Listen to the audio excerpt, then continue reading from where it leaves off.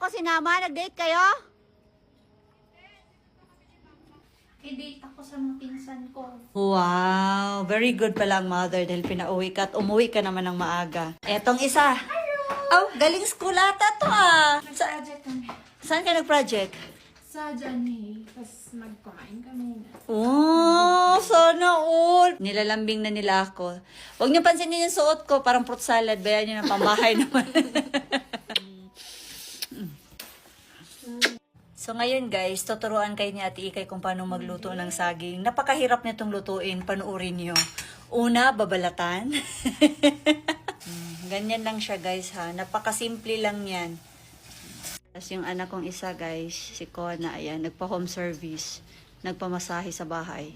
At dahil daw guys, napadami ang kain niya doon, ayan, magtitimpla siya ng sip and go kokwa. Sa mga constipated, bloated, hirap kayo magbawas, go for this one guys. Very yummy yan and very creamy.